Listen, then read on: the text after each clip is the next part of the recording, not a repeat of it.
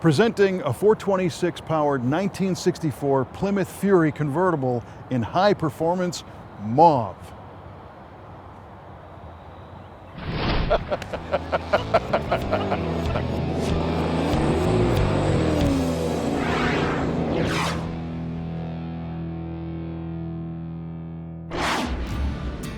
In the beginning of this episode, we incorrectly described this handsome 1964 Plymouth convertible as wearing a shade of high-performance mauve. In reality, the color is code W, which is more appropriately named Sandalwood. So we'll correct our mistake before the emails start rolling in. Presenting a 426-powered 1964 Plymouth Fury convertible in high-performance Sandalwood. Better? So if you'll forgive our oversight, we do think that even though this car is wearing a fairly whimsical color, it really is something special. This 1964 Plymouth Fury might not look like a high-performance car, but it's hiding a 426 Wedge V8 under the hood, which was enough to surprise a lot of people on the street. That 426 cubic inch V8 is the precursor to the 426 Street Hemi, but the Wedge was a powerful performer in its own right. The name came from the specially designed high compression cylinder heads that help squeeze 360 horsepower and 480 pound-feet of torque from the heavy-duty block and internals.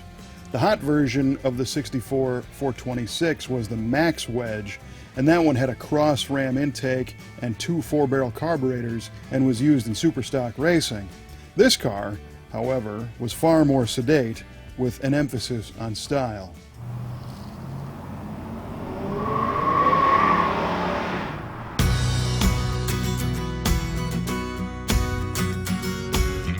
Some of the early 1960s Plymouths featured some pretty edgy styling, even for back then, but this car seems to have it all together.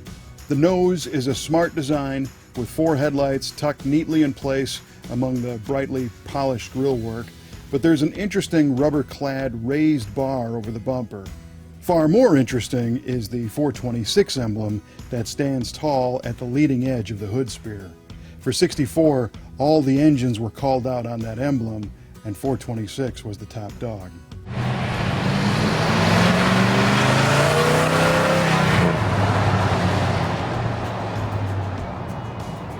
The rear of the car features more polished trim in the form of some cladding that suggests the shape of the grille, but is flanked by the inverted trapezoidal-shaped taillights. 2 light bumper guards align with the rear reflectors, and a pair of antennae point skyward from the rear quarter panels.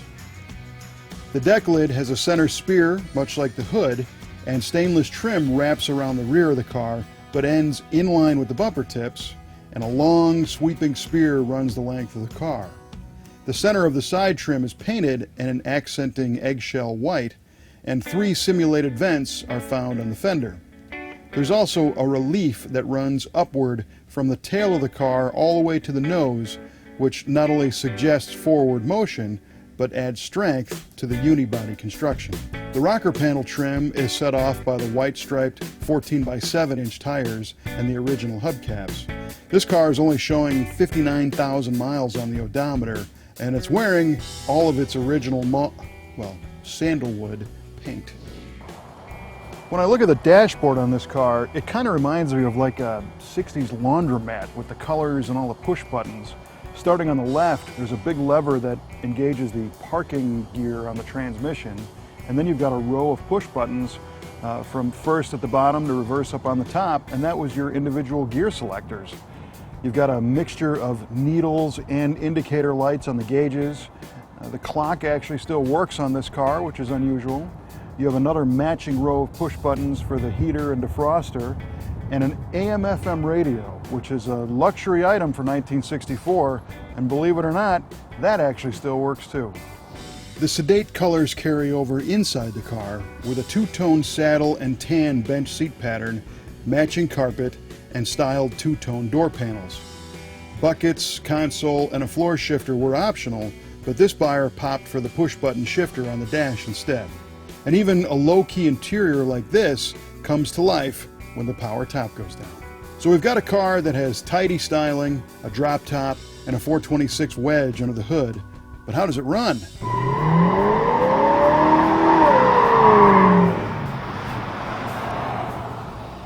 A Motor Trend magazine clocked a Sport Fury at 1520 at 95 and change in the quarter, but it wasn't a convertible. That same car ran 0 to 60 in 6.8 seconds, and although the convertible is heavier, we bet this one could probably do similar numbers if you could hook it up off the line.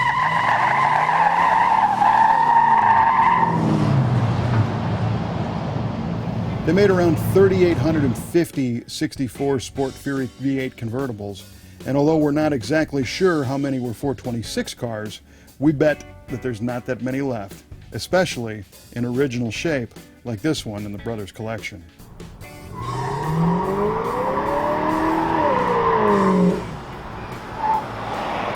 They say the color can make the car, but with a 426 under the hood, it doesn't really matter if it is mauve.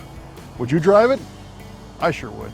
Let us know on our website at MuscleCarOfTheWeek.com or our Facebook page. And of course, you can share this with your other mauve muscle car loving friends on the internet. Thanks for watching.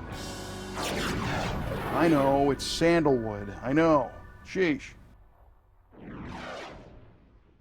Send your letters to...